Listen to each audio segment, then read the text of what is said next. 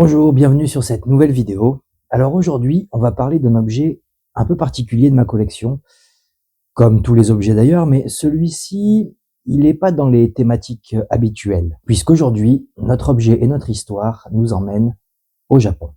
Mais d'abord, générique.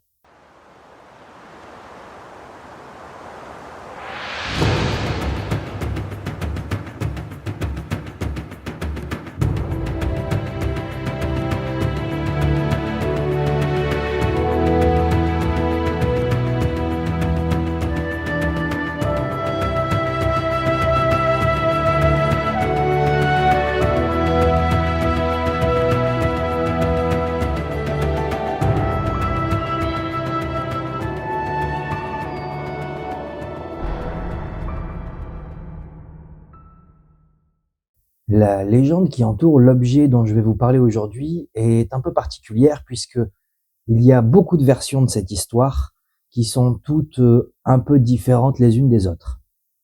Vous comprendrez pourquoi un peu plus loin dans la vidéo. Notre histoire se passe dans le Japon féodal, le Japon des samouraïs et tout ça. C'est pas un samouraï qui est au centre de notre histoire, mais un vieil homme qui s'appelle Sanjiro. Le nom varie selon beaucoup de légendes, je vous la raconte telle que moi je l'ai eue la première fois bien sûr. Sanjiro donc est un mendiant qui n'a pas de maison, qui n'a que la peau sur les os, qui galère à trouver de quoi se sustenter. Et ce jour-là, Sanjiro fait les poubelles.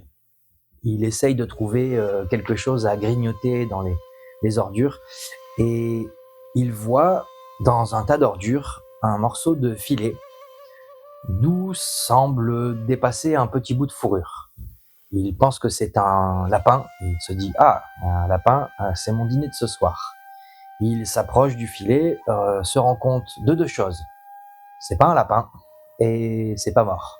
C'est une créature qu'on appelle au Japon le tanuki. Le tanuki, c'est un chien vivant, une sorte de raton laveur. Et celui-ci est empêtré dans le filet, essaye de s'en détacher, mais il n'y arrive pas. Le tanuki, ça se mange pas. Mais Sanjiro fait quand même l'effort, et galère d'ailleurs, pour libérer l'animal et le libère. Il s'avère que dans la croyance populaire japonaise, le tanuki fait partie des yokai, donc les créatures un peu fantastiques et mythologiques du Japon. Le tanuki a notamment cette petite particularité de pouvoir se transformer à volonté en ce qu'il veut. Encore une fois, ça varie selon les légendes, les sources. Certaines prétendent qu'il faut que le tanuki pose une feuille de la forêt dans laquelle il vit sur sa tête pour pouvoir se transformer. D'autres disent qu'il lui suffit juste de penser à quoi se transformer, qu'il peut prendre aussi bien l'apparence d'un objet que d'un humain en imitant sa voix, tout ça. Et donc Sanjiro libère le tanuki et le tanuki le remercie en lui parlant, puisque les yokai, il y en a beaucoup qui parlent le langage des humains. Le tanuki le remercie et lui dit « Je vais te faire un petit cadeau pour te remercier de m'avoir libéré de ce filet dans lequel j'étais coincé et si tu n'étais pas intervenu, j'aurais fini par mourir. » Le plan du tanuki est le suivant. Il raconte à Sanjiro que au-dessus du village, il y a une forêt, que dans la forêt un peu plus loin, il y a une montagne et qu'en haut de cette montagne, il y a un temple.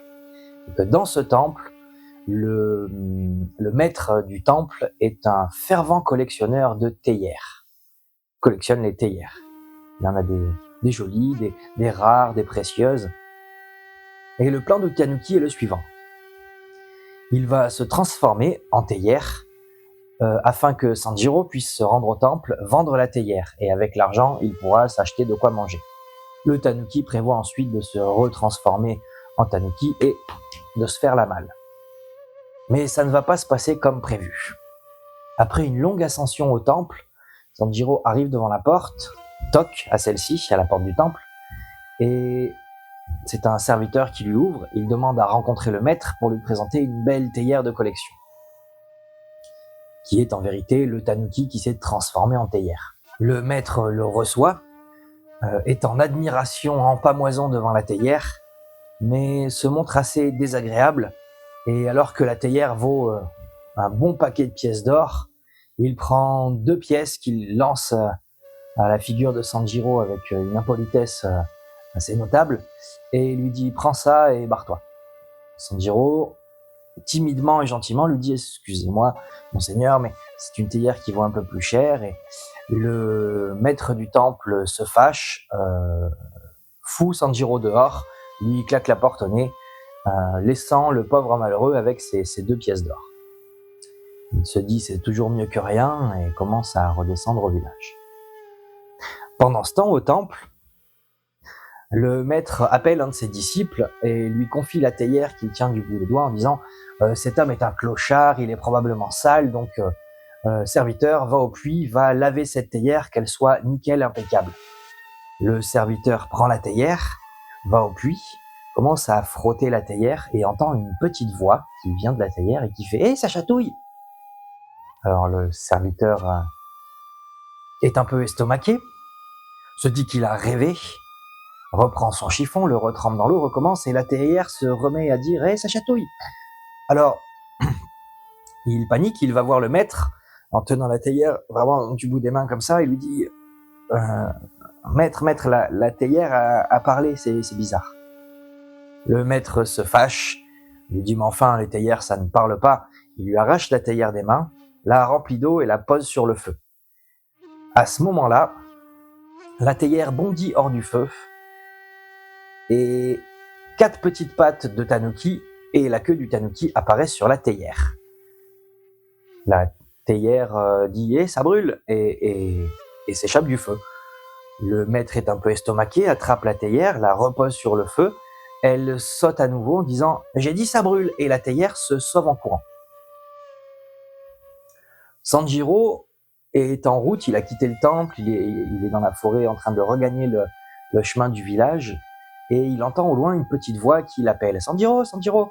Il se retourne et sur le chemin, il voit une petite théière avec une queue de tanuki et des petites pattes qui lui courent après en l'appelant. Le tanuki lui explique que le feu lui a un peu brûlé les fesses et qu'il n'a pas vraiment contrôlé son pouvoir de transformation et que malheureusement il n'a pas gardé son apparence de théière, d'où la petite queue de tanuki qui est sur la théière. Sanjiro est désolé pour lui et la théière lui dit « Mais ce n'est pas grave, j'ai un plan. Tu comptais sûrement t'acheter à manger avec ces 2 pièces d'or, eh bien garde-en une pour te nourrir, mais avec la 2e pièce, tu vas acheter 2 piquets de bois et une corde. Fais-moi confiance. » Sanjiro fait confiance au tanuki, achète le matériel demandé et suit le plan du petit yokai. Le lendemain matin, il se rend sur la place du marché du village, muni de ses 2 piquets et de sa corde. Il place un premier piquet, puis un deuxième assez éloigné du premier et relie les 2 par une corde. Il se met alors à interpeller les passants en criant « Venez voir, l'incroyable théière funambule !» Les gens commencent à s'attrouper et à ce moment-là, il prend son tanuki théière, le pose en haut d'un des piliers et le tanuki, en équilibre, commence à traverser la corde jusqu'au 2e poteau. Et tout un numéro de spectacle de rue se met en place avec une théière, un tanuki théière.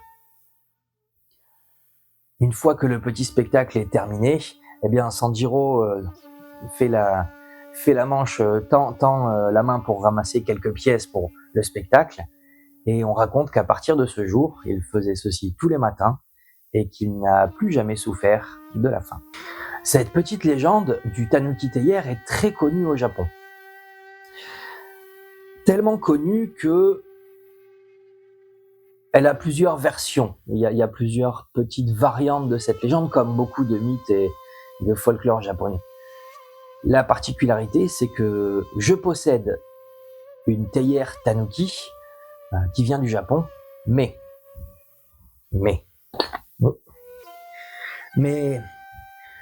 quand j'ai récupéré cette théière, on m'a certifié que c'était bel et bien la théière de la légende du tanuki théière.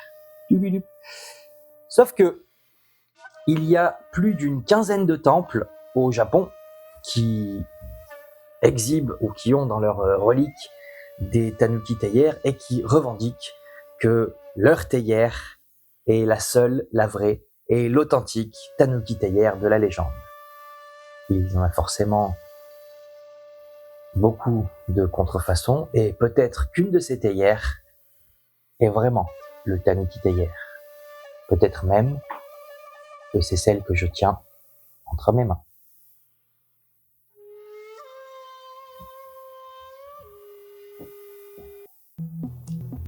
Voilà, j'espère que cette vidéo vous a plu. Je vous mets quelques plans du Tanuki théière un peu de près pour vous faire kiffer les yeux.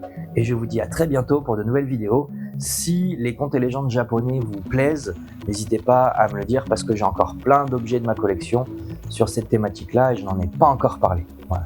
Je vous dis à bientôt pour de nouvelles vidéos. Salut!